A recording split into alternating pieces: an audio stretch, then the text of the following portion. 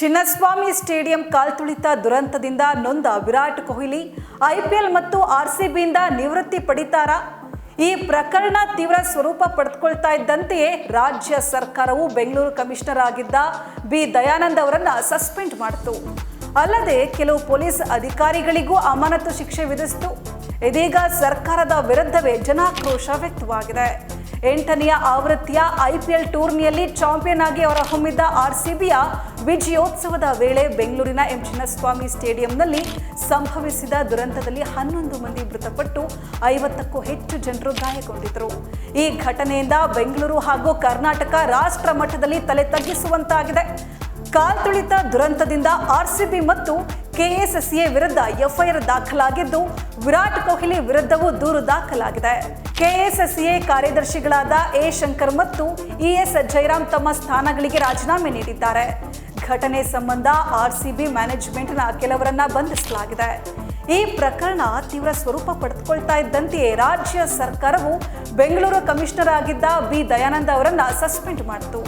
ಅಲ್ಲದೆ ಕೆಲವು ಪೊಲೀಸ್ ಅಧಿಕಾರಿಗಳಿಗೂ ಅಮಾನತು ಶಿಕ್ಷೆ ವಿಧಿಸಿತು.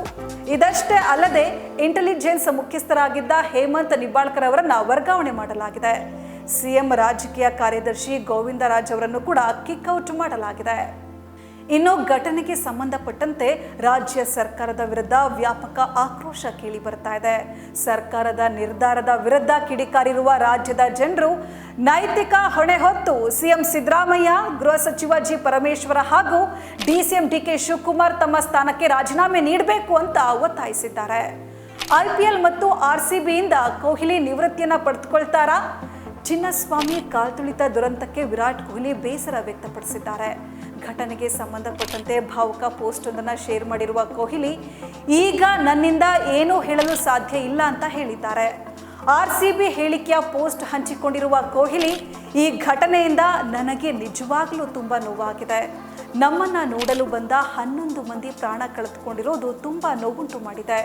ಈ ಘಟನೆ ನನ್ನ ಜೀವನದಲ್ಲಿ ಮರೆಯಲಾರದ ನೋವಿನ ಘಟನೆಯಾಗಿದೆ ಅಂತ ಕೊಹ್ಲಿ ಬೇಸರ ವ್ಯಕ್ತಪಡಿಸಿದ್ದಾರೆ. ಚಿನ್ನಸ್ವಾಮಿ ಕ್ರೀಡಾಂಗಣದಲ್ಲಿ ನಡೆದಿರುವ ಈ ಘಟನೆ ದೇಶದ ಕ್ರಿಕೆಟ್ ಪ್ರಿಯರ ಬೇಸರಕ್ಕೆ ಕಾರಣವಾಗಿದೆ. 18 ವರ್ಷಗಳ ಬಳಿಕ ಗೆದ್ದ ಖುಷಿ 18 ಗಂಟೆಯೂ ಉಳಿಯಲಿಲ್ಲ. ಎಲ್ಲವೂ ಸರಿ ಹೋಯ್ತು ಅನ್ನುವಷ್ಟರಲ್ಲಿ ಯಾರೋ ಮಾಡಿದ ಎಡವಟ್ಟಿಗೆ ಅಮಾಯಕ ಜೀವಗಳು ಬಲಿಯಾಗಿವೆ. ಬದುಕಿ ಬಾಳ್ಬೇಕಾಗಿದ್ದ ಯುವಕ ಯುವತಿಯರು ಮಸಣದ ಹಾದಿ ಹಿಡಿದಿದ್ದು ಅನೇಕರಿಗೆ ಶಾಕ್ ಉಂಟಾಗಿದೆ. ಈ ಘಟನೆಯಿಂದ ಬಹಳ ನೊಂದ್ಕೊಂಡಿರುವ ವಿರಾಟ್ ಕೊಹ್ಲಿ ಮುಂಬರುವ ದಿನಗಳಲ್ಲಿ ಐಪಿಎಲ್ ಮತ್ತು ಆರ್ಸಿಬಿಗೆ ಗುಡ್ ಬೈ ಹೇಳುವ ಎಲ್ಲ ಲಕ್ಷಣಗಳು ಗೋಚರವಾಗ್ತಾ ಇವೆ.